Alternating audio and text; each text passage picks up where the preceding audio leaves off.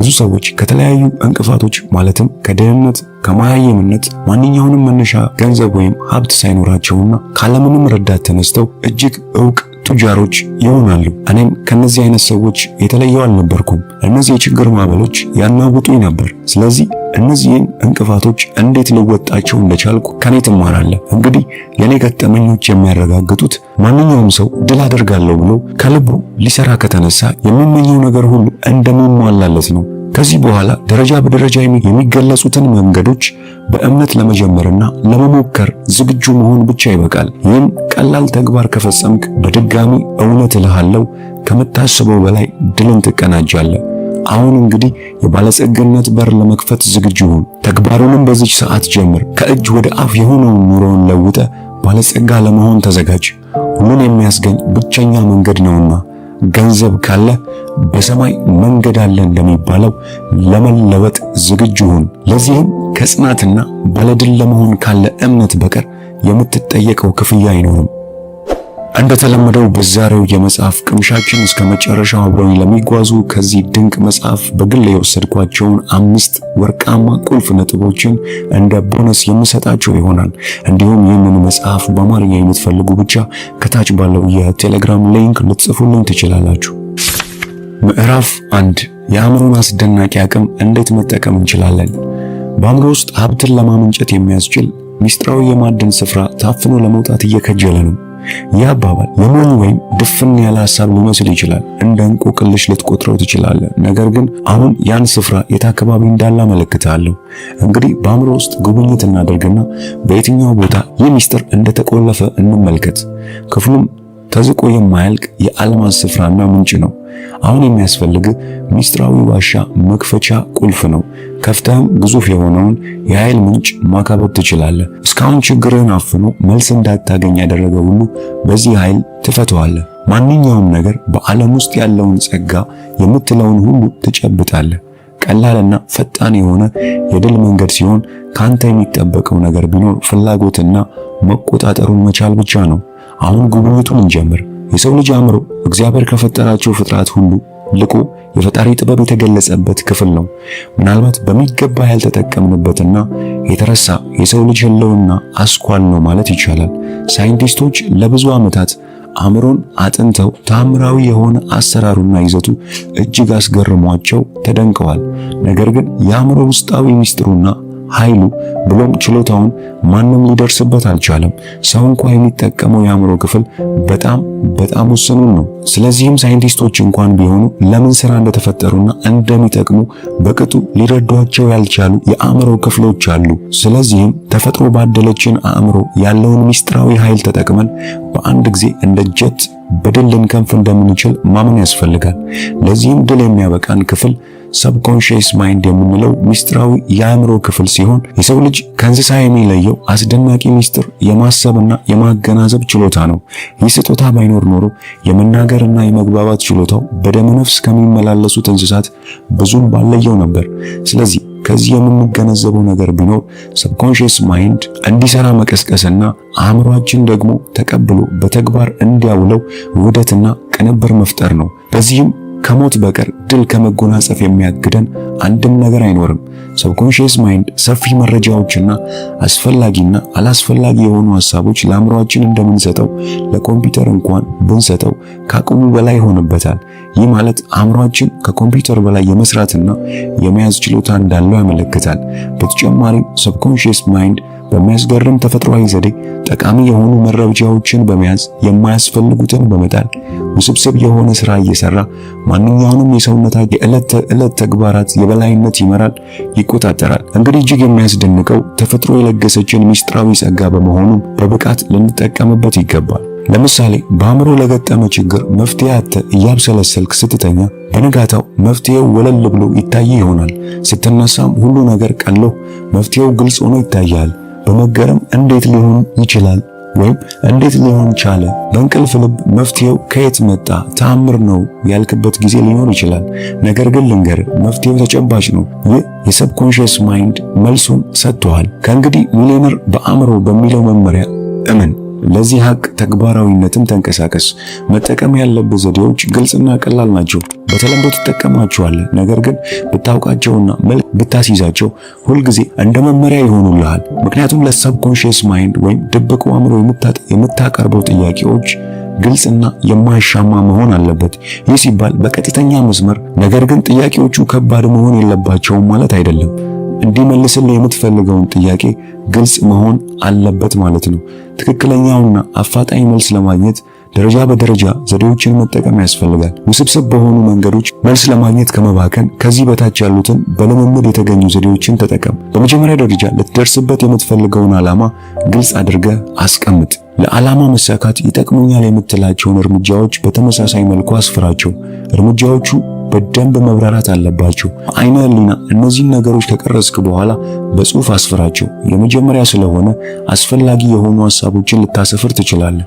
ነገር ግን በዚህ አትጨነቅ። ጥራት ቀስ በቀስ ነውና የሚመጣው። በአእምሮህ የሚብላሉ ከጉዳዩ ጋር የተያያዙ ናቸው ብለህ የምታስባቸውን ሐሳቦች እስኪሟጠጡ ድረስ ጻፍ። አሁን የጻፍካቸውን ነገሮች ደጋግማ አንብባቸው። ተጨማሪ ሐሳቦች ከመጡልህ እንደገና አስፍረው። ከዚያም ሐሳቦቹን ቅደም ተከተል አስይዛቸው።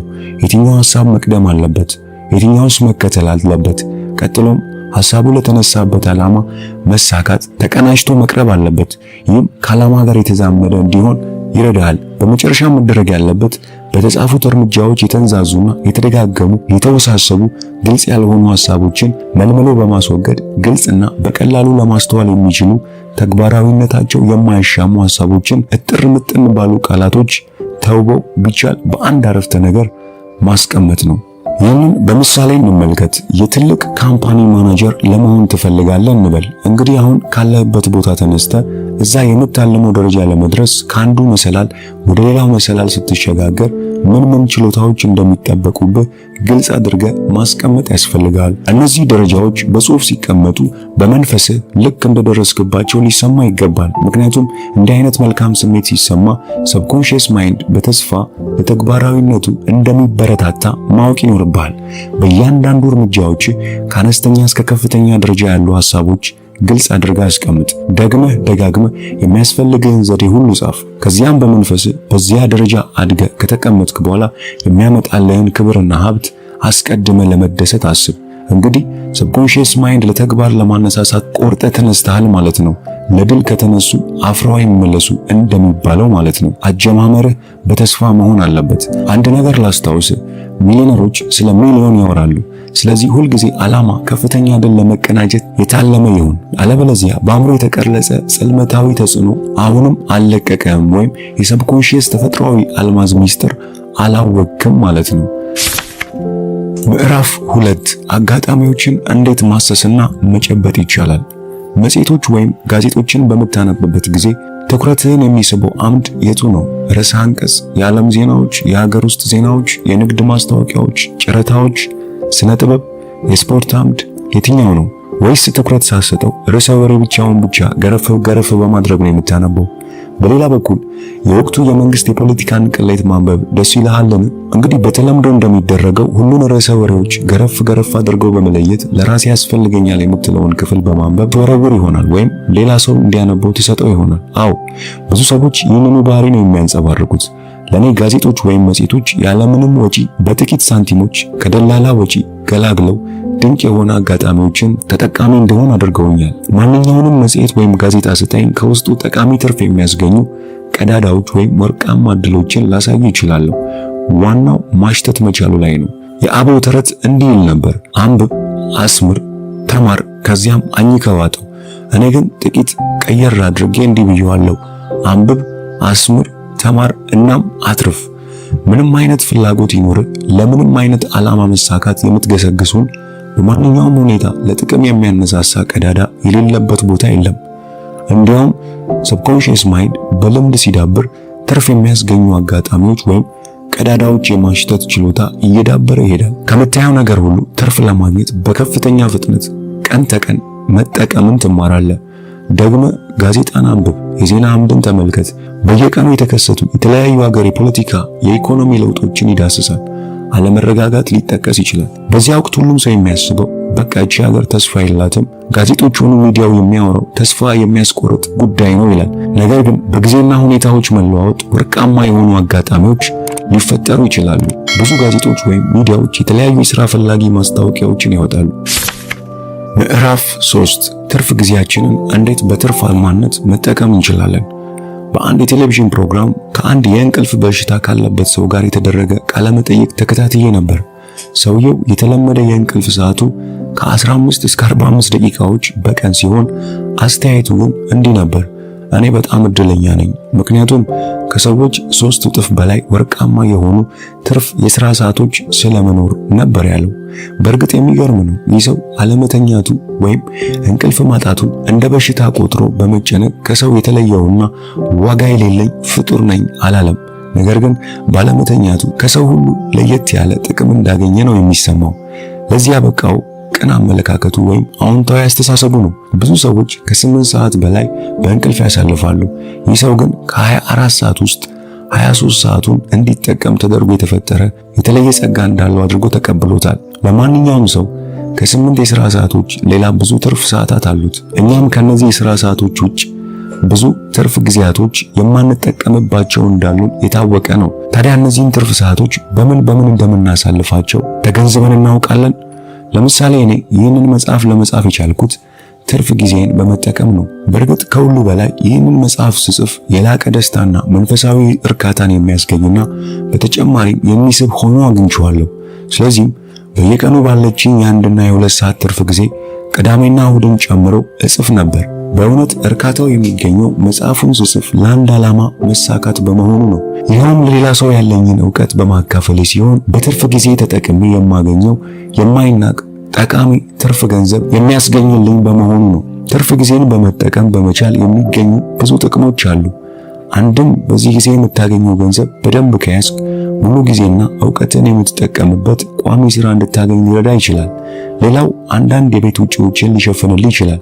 ለምሳሌ ቤት ኪራይ፣ መኪና ለመግዛት፣ ሌላም። ከዚህ ሁሉ በላይ ግን በትርፍ ጊዜ የምትፈጽማቸው ተግባራት ትምህርት እንድትገበይበት ያደርጉሃል። ደረጃ በደረጃ አዲስ ነገሮችን እንድታውቅ ይረዱሃል። በንግድ ዓለም እንድታሳትፍ መንገድ ይሰጡሃል። ስለዚህ በአጠቃላይ ትርፍ ጊዜን በፕላን ለዓላማህ መጠናከር እገዛ እንዲያደርግልህ መጠቀም አለብህ። እንግዲህ ምን ለማድረግ እንደምትፈልግ ወስን። ትርፍ ጊዜን ባልባሌ ቦታ የምታጠፋ ከሆነ መርምርና አቁም። የሚያስፈልጉህን መንገዶች ተለም። ከነማን ጋርና የት ቦታ ማሳለፍ እንዳለብህ ወስን። አንድንም ስራ ስትጀምር ለመፈጸም ስንት ጊዜ መውሰድ እንዳለበትና መቼ መስራት እንዳለብህ ወስነ ለተግባር ተነሳ። ምዕራፍ 4 ያለንን ዕውቀት ወይም ጥበብ ወደ ካፒታል እንዴት እንቀይረዋለን? ማንኛውም ሰው የራሱ የሆነ የተፈጥሮ ስጦታ አለው ብዬ አምናለሁ። ስጦታውን ወይም ጥበቡን እስኪለይ ድረስ ጊዜ ይወስድበት ይሆናል። ሌላው ችግር ደግሞ ስጦታን አውቆ አለመለማመዱ ነው። ይህም ማፈን ማለት ነው። ይህ ተፈጥሯዊ ስጦታ ሀብትም ሊያስገኝ ይችላል። ስለዚህ ሐኪም ለመሆን፣ የሂሳብ ሹም ለመሆን፣ የሕግ ባለሙያ ለመሆን፣ መሐንዲስና ኬሚስት ለመሆን በእርግጥ በክፍል ገብቶ በአንድ ሙያ ለመካን መመረቅ ያስፈልግ ይሆናል። ልምዶችን ማለትም በስራ ዓለም የተሳተፍክባቸው ጊዜያቶችና በተለያዩ የህብረተሰብ እንቅስቃሴዎች በመካፈል ያገኘሃቸው ትምህርቶች ምንም እንኳን በክፍል ቁጭ ብላ የተማርካቸው ባይሆኑም ለወደፊት እድገት በር ለመክፈት ግን በቂ ናቸው። ማንኛውም የተማረና በአንድ ሙያ የሰለጠነ ሰው ለማደግ የሚያስፈልገው ነገር ቢኖር ምኞቱን ለመጨበጥ ፍላጎቱን ማዳበርና አእምሮውን ለተግባር ማንቀሳቀስ ነው። የአንድ ካምፓኒ የበታች ክፍል ሂሳብ ሰራተኛ ከሆነ ነገ አካውንታንት ለመሆን ደረጃ በደረጃ የማይችልበት ምክንያት የለም። በእርግጥ አንድ ብልህና የተማረ ሰው በአንድ ካምፓኒ የሂሳብ ሹም ሆኖ በተጨማሪ በግሉና በትርፍ ጊዜው ስለ መስሪያ ቤቱ ሆነ ስለ ሌሎች መስሪያ ቤቶች የፋይናንስ አስተዳደር፣ ስለ ካምፓኒዎች አመሰራረት ጥናት ያካሂዳል። ይህንን የሚያደርጉት ዕውቀታቸውን ለማሳደግ ለሌላ ኃላፊነት ብቁ ለመሆን በመመኘት ነው። ማንኛውም ዕውቀት ያለው ሰው ጥረትና ፍላጎት ከጨመረበት ካልተማረ ሰው በላይ ባለጸጋ ለመሆን እድል ይኖረዋል ለማለት ይቻላል። ካለዚያ ግን ባለበት ያለምንም እድገት ይኖራል። ሌላው አንድ መስሪያ ቤት ቁጭ ብለህ ያለምንም እድገት መቀመጥ ልክ እንደመሞት ነው።